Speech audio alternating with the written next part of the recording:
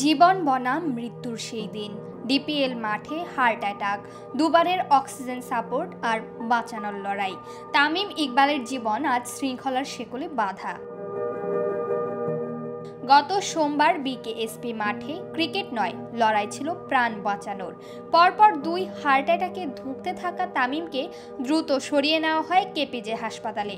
ডাক্তারদের মতে তামিমের বেঁচে থাকার ক্রেডিট সেই অজানা হিরোদের যারা তাৎক্ষণিক সিপিআর দিয়েছিলেন। তাদের জন্যই আজ তিনি শ্বাস নিচ্ছেন।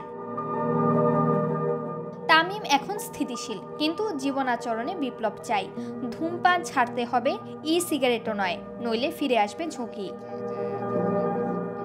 তার চাচা এক সময়ের তারকা ক্রিকেটার আকরাম খানের কণ্ঠে আতঙ্ক। বলছিলেন, খবর পেয়ে মনে হলো পৃথিবী থেমে গেল। বলা হচ্ছিল তামিম আর নেই। ডাক্তারদের ধন্যবাদ, তারা আশার আলো দেখালেন। এবার ফরচুন বরিশালের কর্ণধার মিজানুর রহমান নিজেই নেবেন দায়িত্ব। থাইল্যান্ডের ভিসা মাত্রই যাত্রা শুরু হবে উন্নত চিকিৎসার পথে।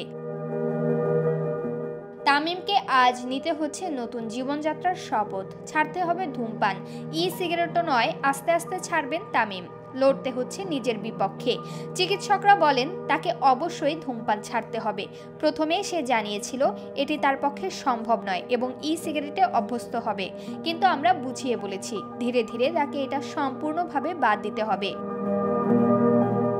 পরিবারের চোখে এখন শুধু আশা। বিদেশে চিকিৎসায় ফিরে পাবেন সুস্থ তামিম, যেন আবারও দেখতে পারেন মাঠে ফেরার স্বপ্ন।